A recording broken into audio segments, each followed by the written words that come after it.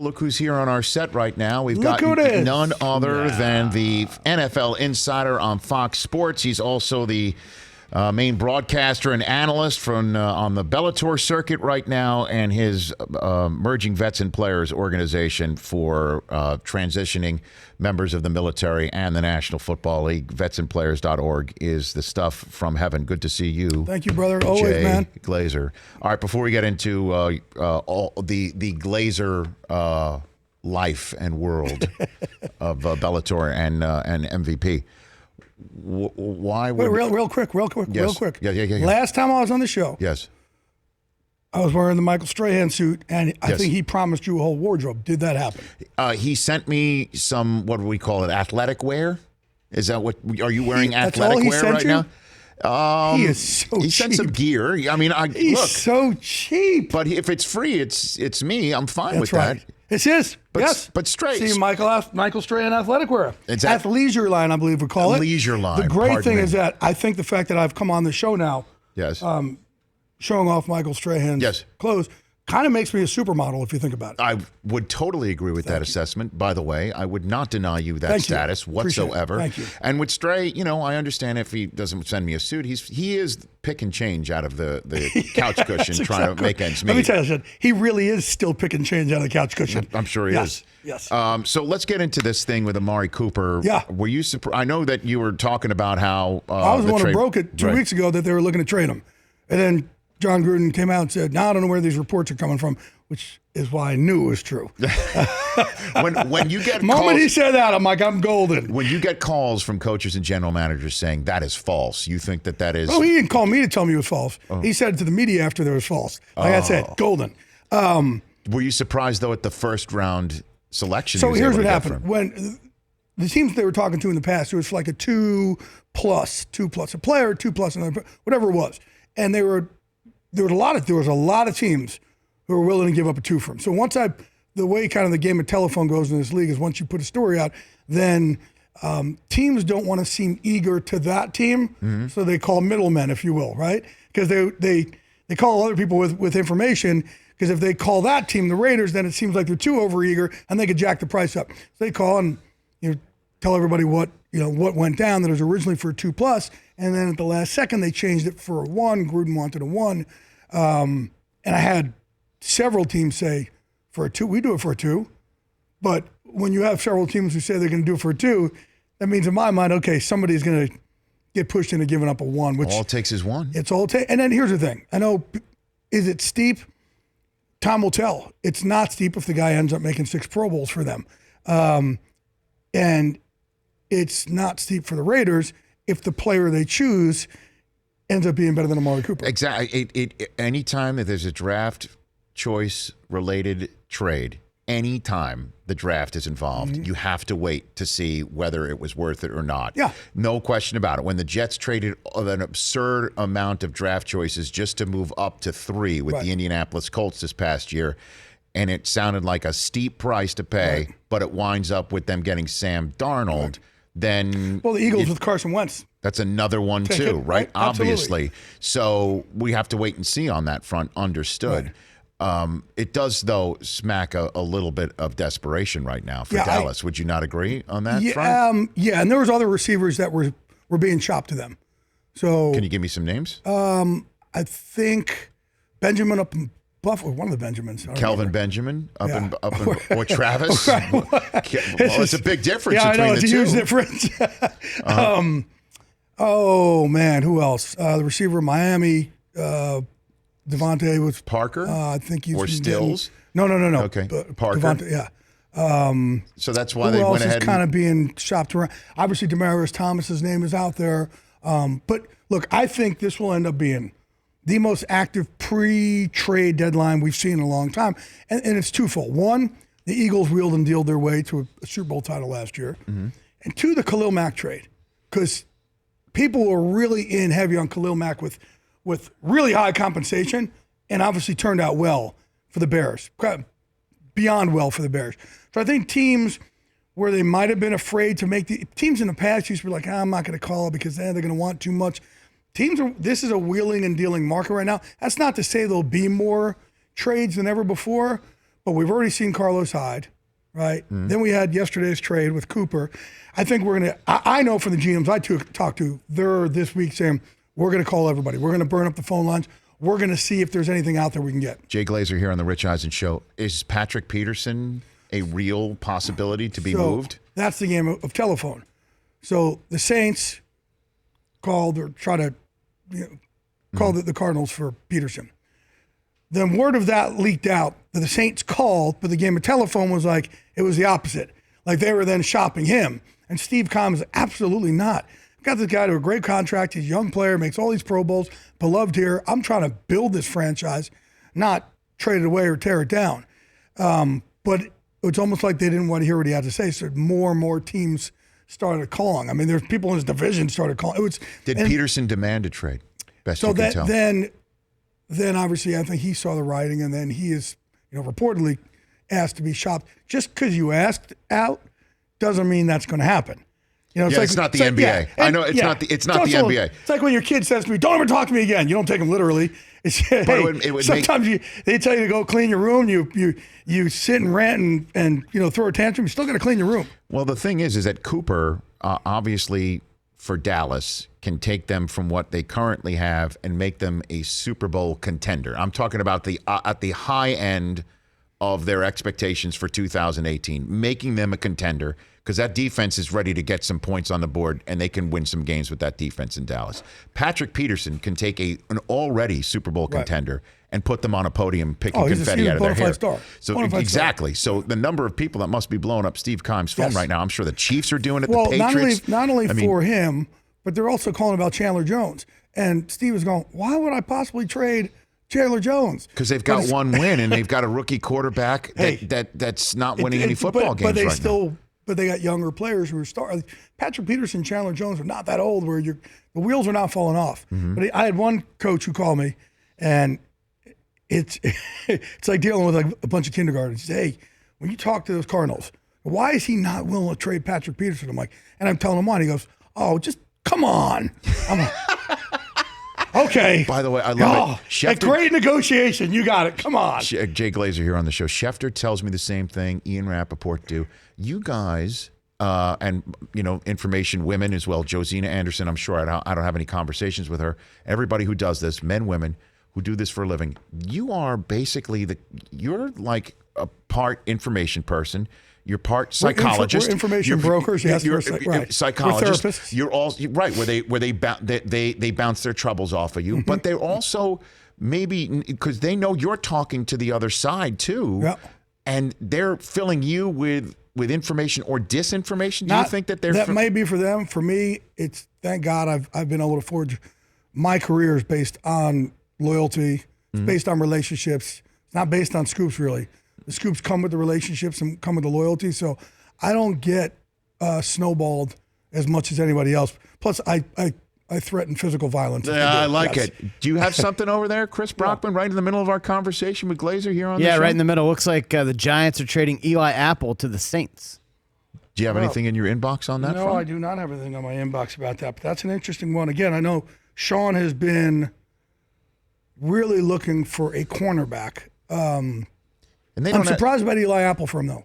Really surprised. Why would that be? I don't know if I see those two guys fitting. I'm surprised by them. But they have been looking for help at that position. Again, they're going for Patrick Peterson. They were looking, but and Sean and I were talking last week. We were just kind of going over names, and he was like, even starters, it's hard to find a guy we could. But I think that's the type of guy also in Eli Apple where he has not had success in New York, did not mesh with his teammates in there, not mesh in that locker room. And a lot of the good coaches are like, hey, I could turn him into that first round he was supposed to be. Well, take a look at New England. I mean, Josh Gordon already just a few weeks in. You don't hear a boo or peep about him off the field. You don't have any issues, apparently, that we're finding out about. But they obviously can put velvet ropes around any situation and keep you out of the club. And also, I mean, he's improving in a way, and that was just a fifth-round selection, which is why, again, I guess to bring it full circle with Amari Cooper, that's so expensive. And as I tweeted out that if Amari Cooper's worth the one Patrick Peterson's probably would require a Powerball to acquire him. And the Saints don't have a first-round selection next year. So maybe the Eli Apple move makes sense because they don't have the current firepower right now draft-wise to go get somebody like Peterson. Do you think the Chiefs are on this market here? I think the Chiefs are good. I think they're going to be aggressive also in this. They were in it with Earl Thomas. I think they're going to be aggressive here because they know that obviously their defense is porous, but I think they're going to be looking for playmakers anywhere on that defense. So what do you think's going on with the Jaguars? And that's A, because I'm calling their game this week. It'll be fascinating. They already said Blake Bortles is the guy. That was announced when we went off the air as well after yesterday's show. And is it possible Eli Manning goes there? Is it possible at all? Anything's possible. I think Eli's shell-shocked over what happened last year in New York. But the Jacksonville Jaguars are built not to have a quarterback carry him. They're built to have that running game carry him. And once Fournette went down, and not just Fournette, that whole backfield's just been banged up. That's how they're built like one of the old NFC East teams, and one of the old Tom Coughlin teams, as in back in the 80s with Parcells. That's how they're built. They're built in a really ferocious defense and a running game that will just gut you and gas you and gut you and gas you, and they haven't had that. So as a result, it exposes Bortles. So do you think they'd be interested in getting Eli Manning? Yeah, I think that they would certainly be interested in upgrading at the quarterback position because right now they have two guys that, for them to pull Bortles in that situation, shows that, okay, he's not your end-all sale. Well, I mean, Jalen Ramsey said, we all know what's going on here. Right. We just can't say it. Right.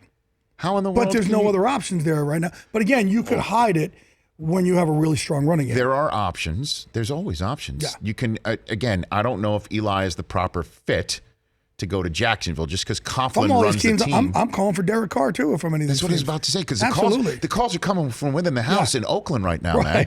I mean, Khalil Mack's gone, Cooper's gone, Lynch is on injured reserve. By the way, they're crazy. If they want to get rid of, in my opinion, it's so hard to find a quarterback in this league. Derek Carr's already proven that he can play through pain, will play through injuries.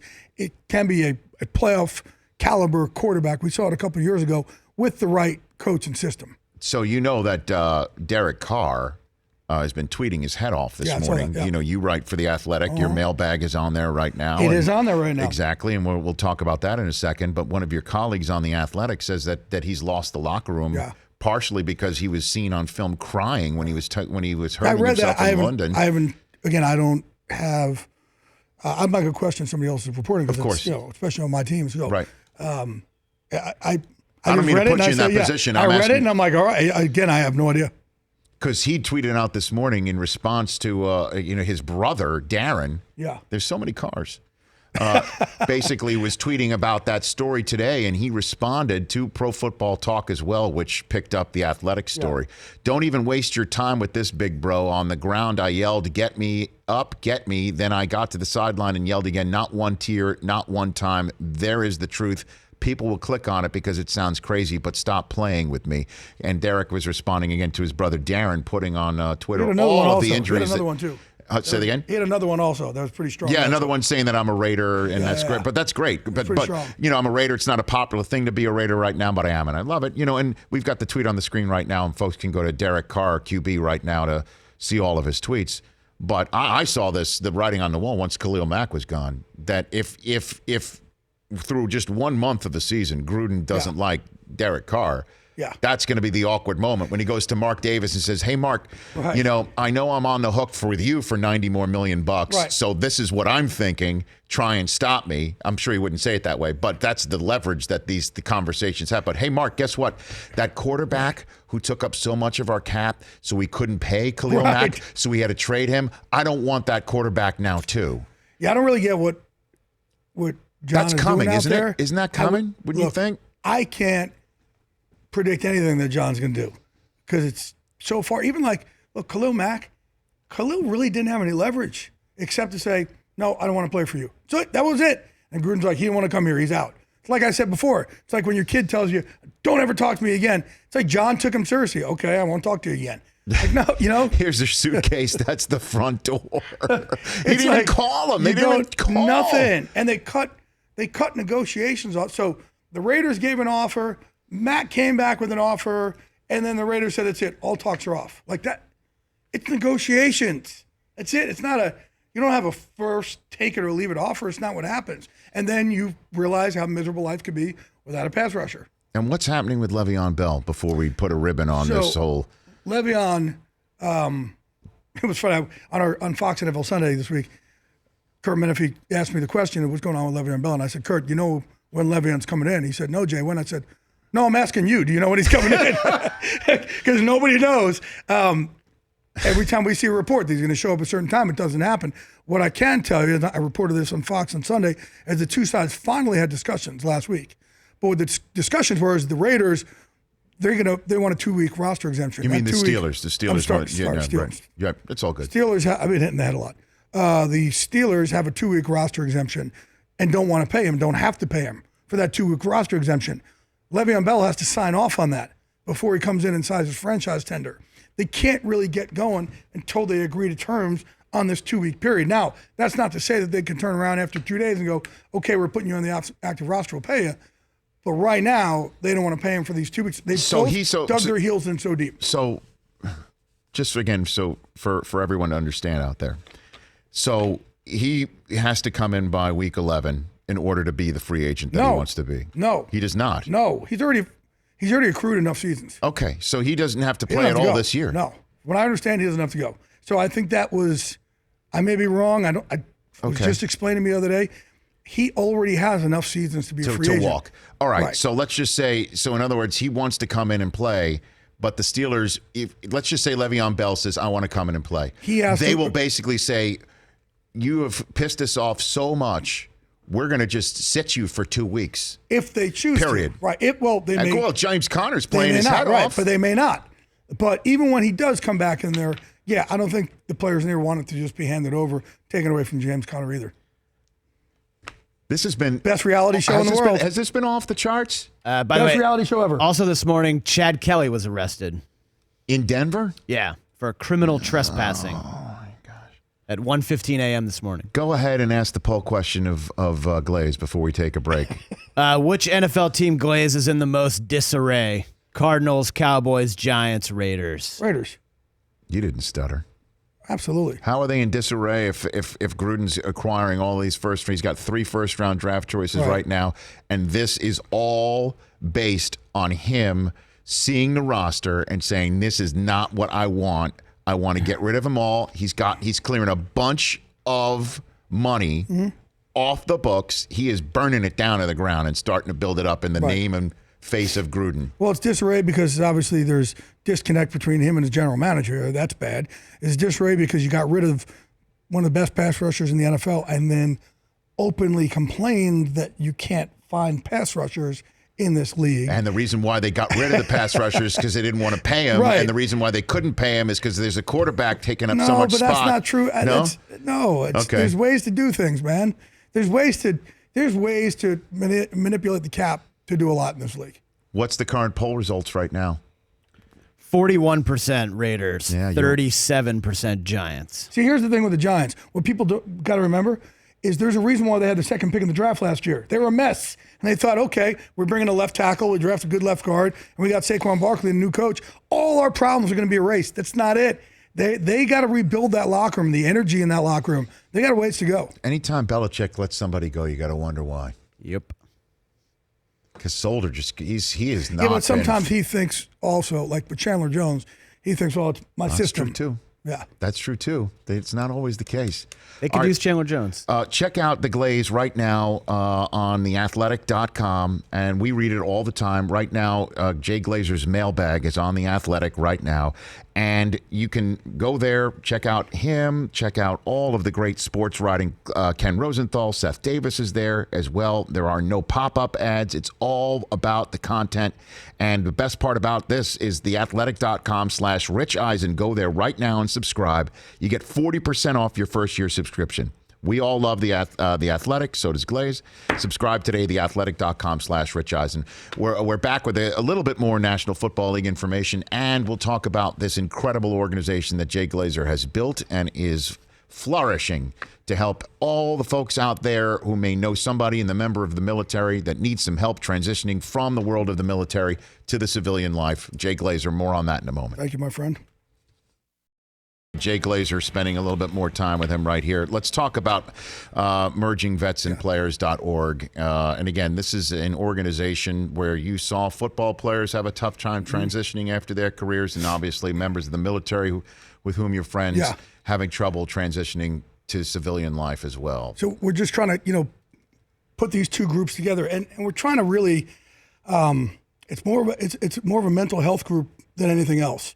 And, like I said earlier, you playing in the NFL, when that uniform comes off, your value should not go away. What's behind your rib cage? They got you to beat out millions of people to play in the NFL. That's who you are. You got to use that in your next step. And our military brothers and sisters, same thing. Like I'm trying to really get them to be proud of their scars, to be proud of everything they've done over there, because that's really our only choice. And I'll give you a couple stories here. And look, so we'll work out for like a half hour. Just kind of get that burn again, and just so you can kind of help out your brother and your sister and get that team going again. Mm-hmm. And then afterwards, we sit around and we talk about suicide, why you shouldn't kill yourself. There's 22 vets a day that kill themselves. It's not okay. It's becoming an epidemic, not just in the Veteran Society, but elsewhere, because they see others do it. It's almost the power of suggestion. It's okay to feel off. It's okay to have mental health issues. It's okay to, I'm very messed up, and I'm good with it. And I want everybody else to do the same thing. We're in our group a couple weeks ago, and we have one of our vets who says, "Hey, I got something, guys." And we all talk around after, and we sit around and talk. He said, "There's a player this week, an Everson Griffin, that went off the reservation. It's on us. It's on our group right here, these vets. It's on us to really educate the world on it's not a stigma. It doesn't have to be a bad thing. Mm-hmm. We've got to help people really understand mental health, because people don't understand it." In the back of the room, a hand raises, and he says, "Guys, my name is Rick Spielman. I'm the GM of the Vikings." He happened to be there because they were playing the Rams. And he said, "That player is my player. You're right. We don't really know how to deal with this well. So I appreciate all your guys helping this." You get these veterans around, they are the smartest group of individuals. I have the coolest support group on the planet, and it's my job. I got a big mouth. It's my job to get them to understand how brilliant they are. And look, last week we had one in New York, and Roger Goodell came for 2 hours, and he sat there, and we had some bad SOBs in that room. And as you saw Chad Cascaden sit there and saying his career ended, and he's looking for that locker room. And he finally found it, and that's what we're trying to do. But we have a guy in there named Denver Morris, who's him and his unit. They've lost, I think, 72 brothers. No kidding. In battle and suicide. 72. And my thing to them, and with Commissioner right here, is as bad as that is, you have to know in yourself, you have withstood losing 72 of your brothers. There is something special about you. There's something different about you. I don't know if I can do that. I don't know if I can handle that. But you need to see how strong you really are. What kind of heroes all you guys are. You've got to be proud of your scars, man, because it's our only choice. And, I personally, I have, I said grand illusions, or I go for grand goals. I am going to personally do whatever I can. I think I can make a dent in this suicide epidemic. I may not be able to, but I'm going to die trying to do it, man. I'm going to do whatever I can to make this dent with my new team of these vets and players. I'm so proud of this group, man. Well, I'm proud of you, man. You say you got a big mouth. Your heart's bigger. I appreciate it. Vetsandplayers.org for people to find out about the MVP near you and how you can donate and keep this going. Now, trying to go nationwide. In the 40 seconds I've got left, you got the forum on Saturday, the Saturday before the Super Bowl, it seems, before Super Bowl week. So it's Bellator, right? We're having our heavyweight Grand Prix finals there. Ryan Bader is fighting Fedor Emelianenko. And Ryan Bader was actually the first guy we ever trained players with Jared Allen way back in the day. Now here he is fighting for the heavyweight championship of the world. It's at the Forum, Saturday, January 26th. And Bellator, again, thanks to them and Paramount Network, who has been helping us open up these other MVP locations around the country. It's a really good team we got, man. Houston and Miami's a Thursday night football game on Fox. You're part of the pre and the post. Great to see you, Jake Glazer. I appreciate it, brother. Thank you, man. Best. Please come back anytime. Absolutely. I know you will. Some more threads, and I'll bring in your denim jacket. Very good. The Rich Eisen Show, weekdays at noon Eastern on Audience.